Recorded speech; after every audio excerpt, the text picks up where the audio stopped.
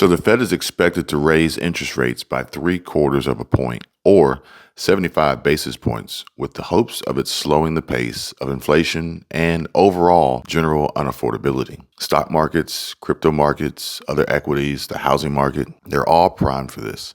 The fourth 75 basis point hike in a row. And investors are anticipating the Fed will slow down its pace before winding down the rate hiking cycle in March, which seems like forever away.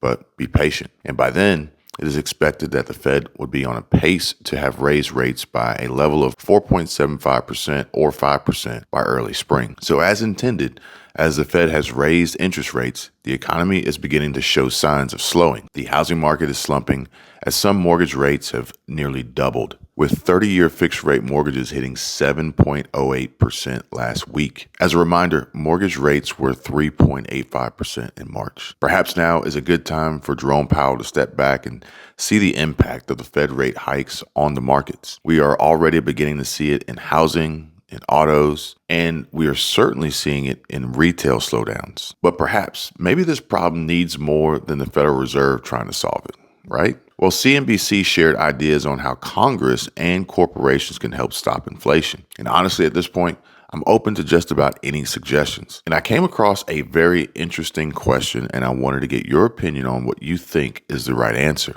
Okay, here goes.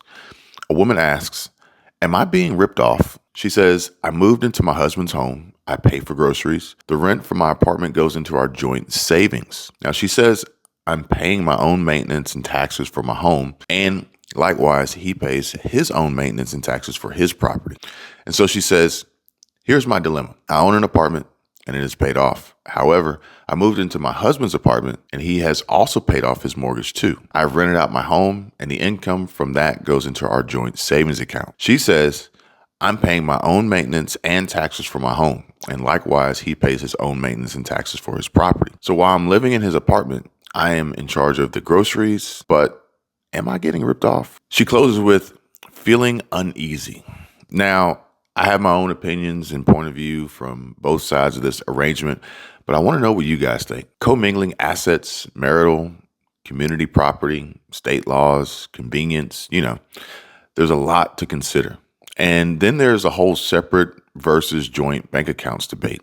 Comment down below. Tell me your thoughts. And according to Market Watch, Susie Orman says that there's no substitute for making this simple money move. And it's now more lucrative than it has been in over a decade. So the financial guru and best-selling author Susie Orman is adamant that savings is not only essential, but it can help you sleep better and live a better life. Adding that, and thankfully, some savings accounts are paying more these days than they have in a decade, with some banks like Citibank reaching up to 4% APY. Susie says that, I'm all for investing money you won't need for decades in low-cost stock, index mutual funds, or exchange-traded funds. And over the long term, stocks tend to produce higher returns than bonds or cash. But she says she is also a huge fan of safe savings, pointing out that there's no substitute for the security of knowing you have money in the bank that will not lose value in a bear market, or even just so you will sleep better or live a better life, knowing you have money in the bank.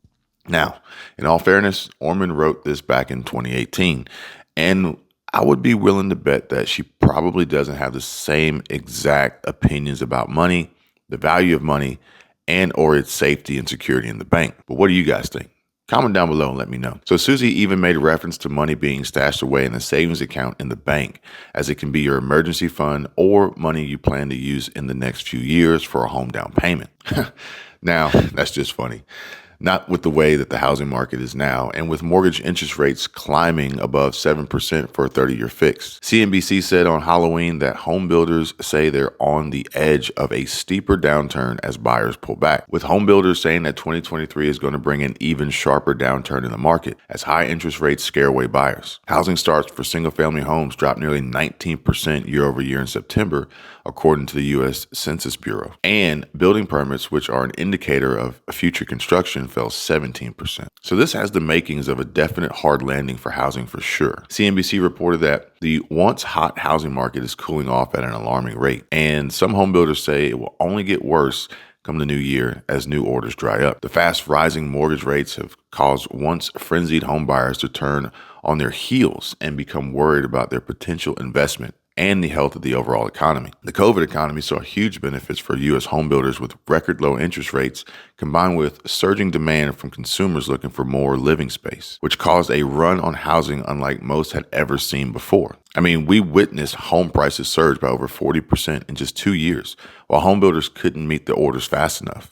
Some homebuilders even slowed sales just to keep pace. But all that's pretty much over now. Now builders are preparing for what's coming next.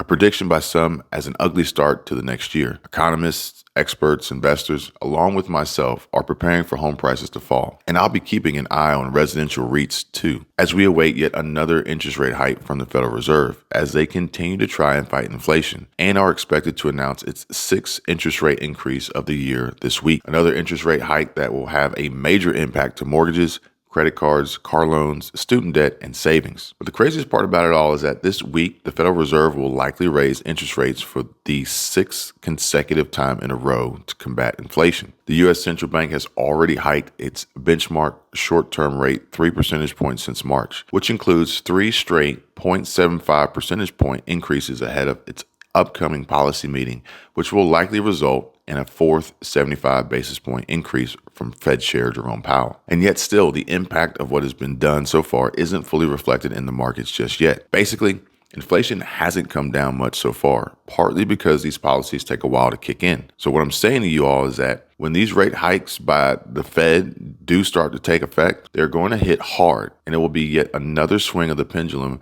that will be hard for the Fed to overcorrect again. And in the meantime, the impacts on the consumer have already created potentially difficult economic circumstances and are likely to get considerably worse as we get more of these rate hikes kicking in. Bankrate.com chief financial analyst Greg McBride said, "The cumulative effect of rate hikes is what is really going to have an impact on the economy and household budgets. In fact, borrowing is already substantially costlier for consumers across the board. And as a result of continuous prime rate hikes, expect mortgage demand to completely fall off the table. Affordability has already been strained from the surge in home prices.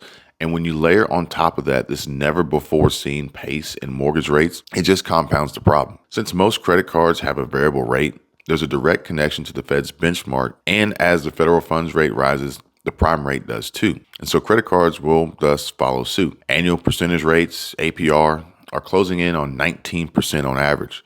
And furthermore, households are increasingly leaning on credit cards to afford basic necessities since incomes have not kept pace with inflation, making it even harder for borrowers to get by. Auto loans are not left out of this crazy shit show either. Even though auto loans are fixed, payments are getting bigger because the price for all cars is rising along with the interest rates on new loans. So if you're planning to buy a car, you should be planning to fork over more in the months ahead. Car loan rates are currently at their highest levels in 11 years. Right now, the average interest rate on a 5-year new car loan is sitting at 5.63%. This was 3.86% at the beginning of the year, and we could see it above 6% with the Fed's next move. Maintaining a high credit score will be your only saving grace for consumers hoping to secure better loan terms. But the biggest problem is still going to be the sticker price. Vehicles are becoming increasingly unaffordable, and $45,000 to $50,000 for a new car is making borrowing a big problem for a lot of people. Student loan interest rates are going up too. While on the flip side, savings account interest rates will rise as well, although not by much, and there could be potentially much better places to stash your cash